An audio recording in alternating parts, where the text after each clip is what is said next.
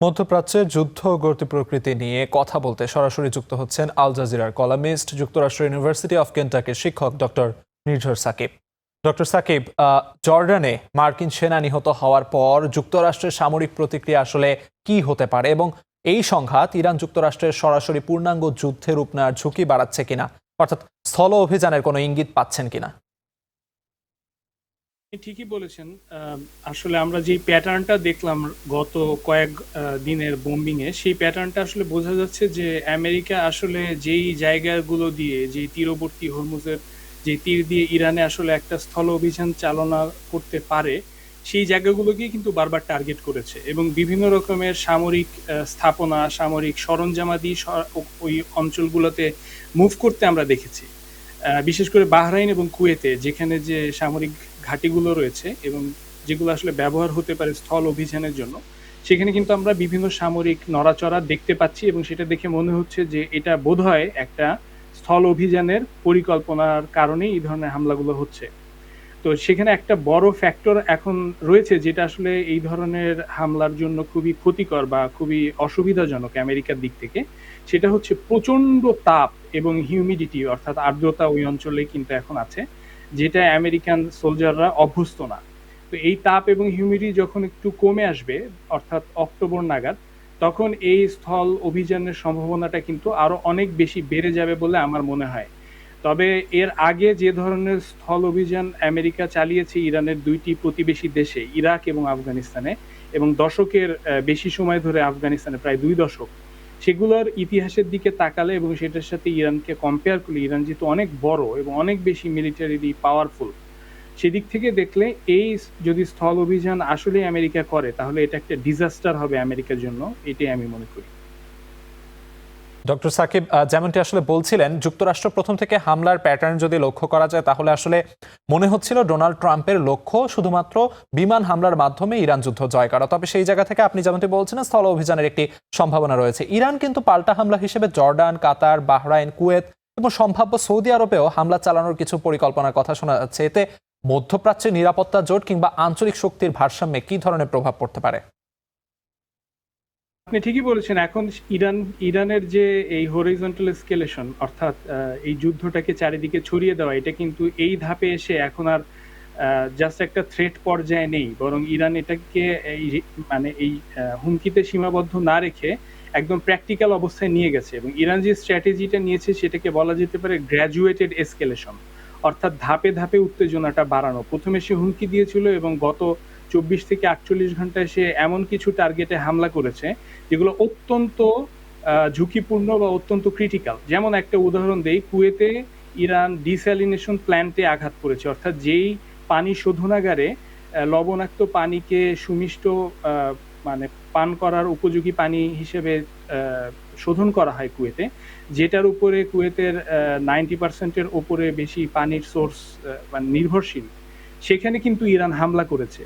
এবং সেটা করার মধ্য দিয়ে ইরান যে সিগন্যালটা দিতে চাচ্ছে, সেটা হচ্ছে যে আমাদের সিভিলিয়ান ইনফ্রাস্ট্রাকচার, আমাদের ক্রিটিক্যাল ইনফ্রাস্ট্রাকচারে যদি আমেরিকা হামলা করে, তাহলে আমেরিকান ঘাঁটি যে দেশগুলোতে রয়েছে, সেগুলোর সিভিলিয়ান ইনফ্রাস্ট্রাকচার বা ক্রিটিক্যাল ইনফ্রাস্ট্রাকচার লেজিটিমেট টার্গেট হবে।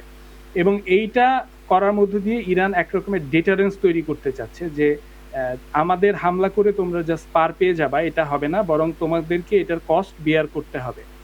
এবং সেটার কারণে আমরা দেখতে পেয়েছি গত 12 ঘন্টার মধ্যে ইউএইর পক্ষ থেকে এক রকমের বিবৃতি দেওয়া হয়েছে, যেটা খুবই ইন্টারেস্টিং।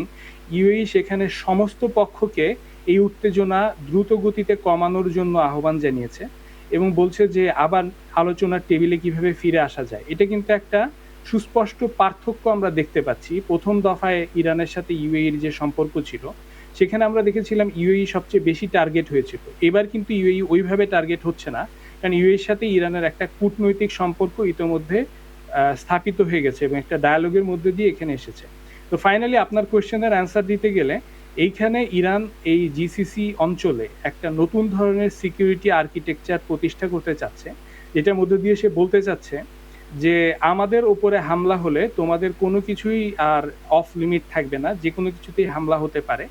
এবং সেই হামলা থেকে তোমাদেরকে রক্ষা করার জন্য যে দেশটা তোমাদেরকে প্রতিশ্রুতি দিয়েছে, অর্থাৎ আমেরিকা, তার এই প্রতিশ্রুতির কোনো মূল্য নাই, কারণ তাদের যে এয়ার ডিফেন্স সেটাকে আমরা খুব ইজিলি পেনিট্রেট করে তোমাদেরকে এই হামলার জবাব দিতে পারি। সুতরাং তোমরা কাকে চুজ করবা তোমাদের অ্যালাই হিসেবে সেই ব্যাপারে তোমাদের বারবার ভাবতে হবে। ডক্টর সাকিব যেমনটি আসলে বলছিলেন যে ইরান যে বার্তাটি আসলে দেওয়ার চেষ্টা করছে এবং সেই বার্তায় আসলে তারা মধ্যপ্রাচ্যে তাদের যে শক্তিমত্তা সেটি আসলে প্রতিষ্ঠিত করতে চাচ্ছে এবং সেই শক্তিমত্তা প্রতিষ্ঠিত করতে গিয়ে কিন্তু তারা গত দফায়ও যেমন হয়েছিল এই দফায়ও হরমুজ প্রণালী নিয়ন্ত্রণ নিয়ে এবং এক ধরনের উত্তেজনাকর পরিস্থিতি তারা তৈরি করছে। অর্থাৎ এই হরমুজ প্রণালী নিয়ন্ত্রণ নিয়ে চলমান যে উত্তেজনা সেটি বৈশ্বিক জ্বালানি বাজার, তেলের দাম, বিশ্ব অর্থনীতি সর্বোপরি আসলে কি ধরনের দীর্ঘমেয়াদী প্রভাব ফেলতে পারে? খুবই ইন্টারেস্টিং একটা পয়েন্টে আপনি কোশ্চেনটা করেছেন, কারণ আসলে এবারে যে যুদ্ধটা আবার পুনরায় শুরু হলো একদম পুরো দমে, সেটার মূল কারণটাই ছিল হরমুজ নিয়ে যে বিরোধ। যে মেমোরেন্ডাম অফ আন্ডারস্ট্যান্ডিংটা সাইন হয়েছিল সেটার আর্টিকেল 5 এর ইন্টারপ্রিটেশন ইরান যেভাবে করে সেটা হচ্ছে যে এই স্ট্রেট অফ হরমুজের ম্যানেজমেন্ট, এখান দিয়ে কোন জাহাজ যাবে কি যাবে না, ফি দেয়া হোক বা না হোক, যেমন এখন কিন্তু ইরান ফি চাচ্ছিল না এই মেমোরেন্ডামের টাইমে, বাট ম্যানেজমেন্টটা ইরানের সাথে কোঅর্ডিনেট করে সবাইকে করতে হবে। অর্থাৎ শিপ এদিক দিয়ে ঢুকবে কি ঢুকবে না সেটার বৈধ অথরিটি একমাত্র ইরানের হাতে থাকবে, এটা ইরানের পজিশন ছিল। সেখানে আমেরিকা একটা আলাদা সাউদার্ন করিডোর তৈরি করার চেষ্টা করছিল ওমান উপকূল দিয়ে, যেই কারণেই ইরান বলেছিল যে এই মেমোরেন্ডামের একটা সুস্পষ্ট লঙ্ঘন এটা, সেই কারণেই কিন্তু বোম্বিংটা স্টার্ট হয়। তো সেই জায়গায় দাঁড়িয়ে দেখলে এখন যে যেমন আবার হরমুজ পুরোপুরি স্টপ হয়ে গেছে, কোনো জাহাজই চলাচল করছে না। গত 24 ঘন্টায় মনে হয় হাতে গোনা কয়েকটি মাত্র জাহাজ এদিক দিয়ে চলাচল করেছে। সেদিক থেকে দেখলে এটা বলার অপেক্ষা রাখে না যে ইরান এই লেভারেজটাকে কোনো মতেই হাতছাড়া হতে দিতে রাজি নয়, এবং সেটার ফলাফল কিন্তু আমরা তেলের বাজারে অলরেডি দেখতে পাচ্ছি। গত 7 দিনে $10 ক্রুড অয়েলের দাম বেড়ে গেছে। এবং এর সাথে জাস্ট একটা জিনিস যোগ করি, এই ব্যাপারটা কিন্তু আরো খারাপ হতে পারে। আমরা অলরেডি দেখেছি ইয়েমেনের হুতিরা বিভিন্ন রকম থ্রেট দিয়েছে, যারা ইরানের অ্যালাই, তারা থ্রেট দিয়েছে যে তারা বাবেল মানদেব এবং সুয়েজ ক্যানাল এবং রেড সি পুরো আরেকটা ফ্রন্ট ওপেন করতে পারে।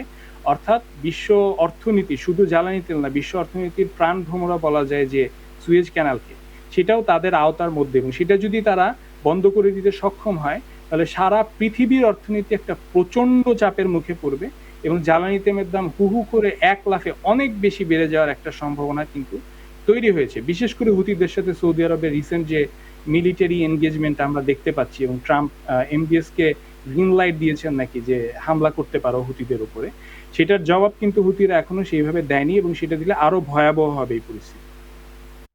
ডক্টর সাকিব, আরেকটি বিষয়ে আমি কথা বলতে চাই, সেটি হলো এই যে যুক্তরাষ্ট্র ইরানের মাঝে যে একরকম যুদ্ধবিরতি শুরু হয়েছিল, সেই শুরুর পর থেকে কিন্তু ইসরায়েলের বিরোধিতা করে আসছে। অর্থাৎ তারা এই শান্তি চুক্তিটি চায়নি, যেটি মার্কিন ভাইস প্রেসিডেন্ট জেডি ভ্যান্সও এই ধরনের অভিযোগ তুলেছিল আসলে এই ইসরায়েলের বিরুদ্ধে। অর্থাৎ তাদের মাঝে, যুক্তরাষ্ট্র এবং ইরানের মাঝে যে এই যে আবার সংঘাতে জড়িয়ে পড়া, সেটিকে আসলে ইসরায়েলের একরকম চাল কিনা বা ইসরায়েলের এক ধরনের বিজয় কিনা, কি মনে হচ্ছে?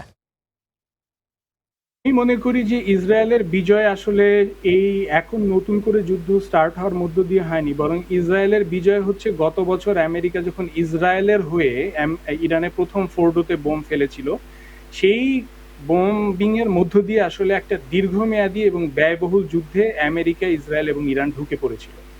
এবং ফেব্রুয়ারি 28 তারিখে এই বছর যখন ইরানের সর্বোচ্চ নেতাকে হত্যা করলো আমেরিকা এগেইন ইসরায়েলের প্ররোচনায়, সেটার মধ্য দিয়ে কিন্তু এই যুদ্ধের এক রকমের নিয়তি নির্ধারিত হয়ে গিয়েছিল।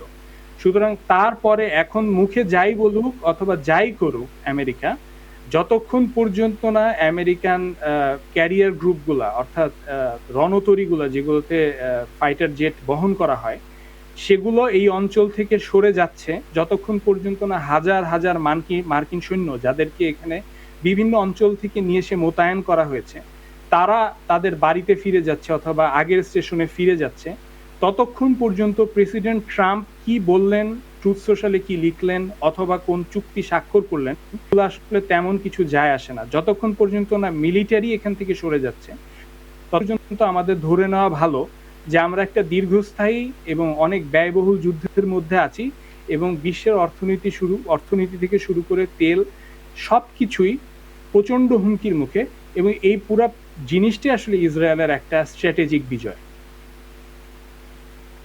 আরেকটি বিষয় আমি কথা বলতে চাই, আপনি আপনার কথায় বললেন যে এই যে ইরান এবার যে সৌদি সহ মধ্যপ্রাচ্যে যে একটা অস্থিরতা তৈরি হচ্ছে ইরানের হামলার পরিপ্রেক্ষিতে, সেই জায়গা থেকে ইউএই এই দফায় কিন্তু এসে আবার আলোচনা টেবিলে ফেরত যাওয়ার একটি অনুরোধ জানিয়েছে। অর্থাৎ এই জায়গায় আপনি কেমন মনে করছেন যে আসলে এই সংঘাত অর্থাৎ যুদ্ধের মাঝেও কি আলোচনার টেবিলে ফেরা বা কূটনৈতিক কোনো সমাধানের সম্ভাবনা আসলে কতখানি বাস্তব?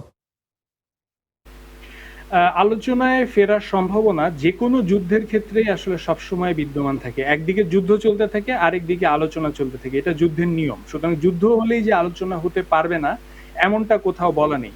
সুতরাং আলোচনার সম্ভাবনা আছে।